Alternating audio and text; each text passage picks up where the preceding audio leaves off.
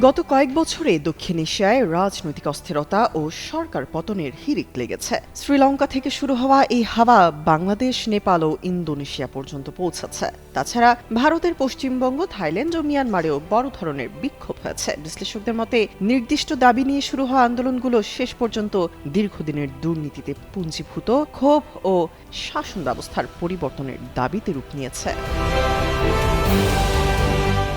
2022 সালে তীব্র অর্থনৈতিক সংকটের মুখে শ্রীলঙ্কায় গণবিক্ষোভের ফলে প্রেসিডেন্ট দেশ ছাড়তে বাধ্য হন। 2024 সালে বাংলাদেশে কোটা সংস্কার আন্দোলন দমনে সরকারের সহিংস নীতি ও বিতর্কিত মন্তব্য শেষ পর্যন্ত শেখ হাসিনা সরকারের পতন ঘটায়। নেপালে সামাজিক যোগাযোগ মাধ্যম নিষিদ্ধ ও দুর্নীতির বিরুদ্ধে বিক্ষোভের মুখে প্রধানমন্ত্রী কেপি শর্মা ওলি পদত্যাগ করেন। অন্যদিকে ইন্দোনেশিয়ায় জীবনযাত্রার ব্যয় বৃদ্ধির প্রতিবাদে সহিংস বিক্ষোভে সরকার মন্ত্রিসভায় রদবদল করতে বাধ্য হয়। প্রতিটি দেশেই জেনজি প্রজন্ম প্রথাগত শাসনের পরিবর্তে স্বচ্ছতা ও নতুন রাজনৈতিক সংস্কৃতির দাবি তুলেছে।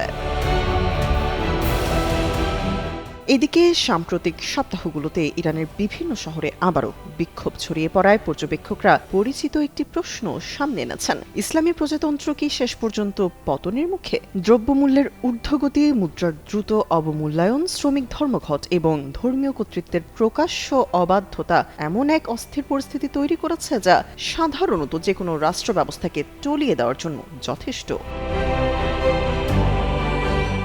যেখানে দক্ষিণ এশিয়ায় জনরোষে ক্ষমতার কেন্দ্রগুলো ভেঙে পড়ছে, সেখানে ইরানে ধারাবাহিক বিক্ষোভ সত্ত্বেও শাসন ব্যবস্থা টলেনি এতটুকু। এর মূল কারণ হিসেবে ইরানের পরমাণু কর্মসূচি বিরোধী ইউনাইটেড এগেইনস্ট ইরানের উপদেষ্টা সাইদ গোলাকার দেশটির সুসংগঠিত ও আদর্শিক ত্রিস্তরীয় কাঠামোকে চিহ্নিত করেছেন।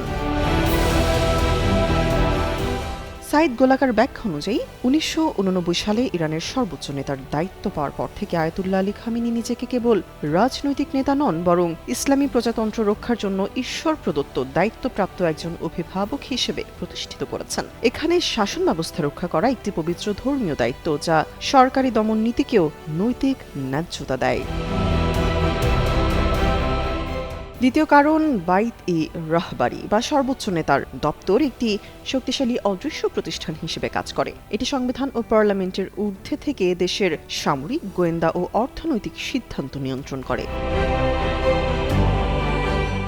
স্পষ্টত ইরানের ইসলামী বিপ্লবী গার্ড বাহিনী এবং বাশিজ মিলিশিয়া সরাসরি সর্বোচ্চ নেতার প্রতি অনুগত। তারা কেবল বিদ্রোহ দমনই করে না, বরং দেশের অর্থনীতির বড় অংশ নিয়ন্ত্রণ করে শাসন ব্যবস্থার ভিত্তি মজবুত রাখে।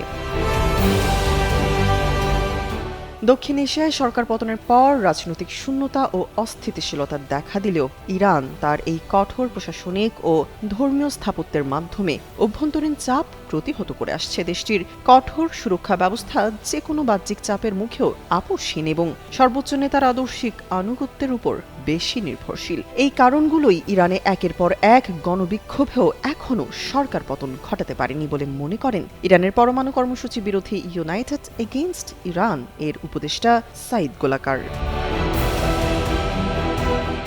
তামান্না তাবাসসুম, যুগান্তর নিউজ।